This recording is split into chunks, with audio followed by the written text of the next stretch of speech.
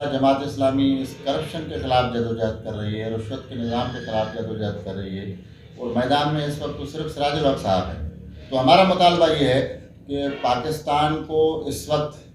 Corruption free کرنے کی ضرورت ہے، اور قوم ہمارا ساتھ دے، صحافی ہمارا ساتھ دیں، اساتذہ، طلبہ، علماء، وکلاء میدان میں آ جائیں، اور جماعت اسلامی ہی وہ واحد پارٹی ہے جو اس وقت موروثیت سے پاک ہے، ہمارے اندر ریئل جمہوریت ہے۔ اچھا حزب اللہ صاحب، آپ مہربانی کر کے یہ بتائیں کہ ابھی جو اس وقت جو حالات ہیں اس کے اندر تو یہ نظر آ رہا ہے کہ اسٹیبلشمنٹ بھی صحیح لوگوں کو آگے آنے نہیں دے رہی،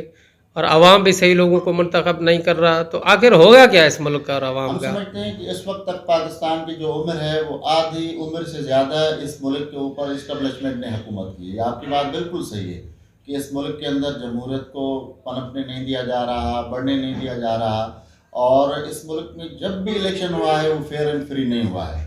وہ کسی کے سہارے پہ ہوا ہے، کسی کے کاندھے پہ آ کر لوگوں نے اقتدار کے مزے حاصل کیے ہیں۔ اس لیے ہم سمجھتے ہیں کہ یہ نظام سارا، اس کو جب تک ہم جڑ سے اکھاڑ کر نہیں پھینکیں گے تب تک اس ملک کے اندر ریئل حقیقی جمہوریت بھی نہیں آئے گی، اور متوسط طبقہ بھی جو ہے وہ آگے نہیں بڑھے گا، اور عوام کو جو ہے وہ ریلیف بھی نہیں ملے گا۔ ہاں، تو حزب اللہ صاحب اس سسٹم اور نظام کو کون اکھاڑ کے پھینکے گا؟ الحمدللہ جماعت اسلامی اس وقت حقیقی اپوزیشن ہے۔ سراج الحق صاحب میدان میں ہیں، خیبر سے لے کر کراچی تک ایک ایک شہر کے اندر جا رہے ہیں، ہم آپ کو بیدار کر رہے ہیں، ہم لوگوں کو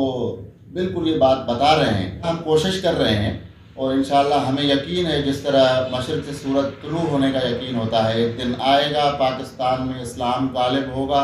جماعت اسلامی غالب قوت بنے گی، اور اس ملک کے اندر قرآن اور سنت کا نظام نافذ ہوگا۔ صدر کے جماعت اسلامی حقیقی ملک کی اپوزیشن پارٹی ہے، اور ہم جو ہے وہ ملک کے اندر تمام جو عوام کے مسائل ہیں ان پہ گفتگو ہم کر رہے ہیں۔ ابھی جو ہے نا ہمارے حافظ نعیم الرحمان صاحب نے کراچی میں جو ووٹ حاصل کیے ہیں، یہ اس کی وجہ یہی ہے کہ وہ اس میں دھاندلی جو ہے وہ نہیں کی گئی، بلکہ الیکشنز کو فیئر الیکشنز ہونے دیے گئے، لیکن اس کے اب رزلٹس کو تبدیل کرنے کی کوششیں کی جا رہی ہیں۔ تو کہہ رہے ہیں کہ جماعت اسلامی جو کراچی کے الیکشن میں جیتنے کی خوشیاں منا رہی ہے، تو یہ کس منہ سے، جبکہ ایم کیو ایم جو ہے نا جس کا بائیکاٹ کرنے کی وجہ سے جماعت اسلامی کو ووٹ ملا ہے، ورنہ تو اس کو ووٹ ملتا ہی نہیں۔ اصل میں اس نے بائیکاٹ تو نہیں کیا ہے، انہوں نے تو جو ہے وہ ان کو ووٹ نہیں مل رہے تھے، اس لیے مجبوراً ان کے کئی دھڑے بن گئے ہیں، وہ آپس میں لڑ رہے ہیں، آپس میں جو گروہ بندی ہو گئی ہے، اس وجہ سے ان کے جو ہے وہ ساری بات جو ہے ختم ہو گئی ہے۔ دوسری بات یہ کہ پہلے بھی وہ دہشت گردی کے بنیاد پہ وہ اپنے نتائج تبدیل کرتے تھے۔ وہ یہ ہے کہ ہمارے آنے سے رشوت بند ہو جائے، تو ظاہر ہے کہ اسٹیبلشمنٹ جو اس وقت رشوت پہ چل رہی ہے، اور پورا ایک سسٹم بنا ہوا ہے، اور وہ سب جو ہے بیچارے بے روزگار ہو جائیں گے، تو اس لیے وہ جماعت اسلامی کے بجائے سب کو لانا چاہتے ہیں، کیونکہ اس کے نتیجے میں ان کا روزگار بند نہیں ہوتا۔ تیسری بات یہ ہے کہ اسٹیبلشمنٹ جو ہے وہ چاہتی ہے کہ جو پرسن اقتدار آئے وہ ان کے اشاروں پہ چلے،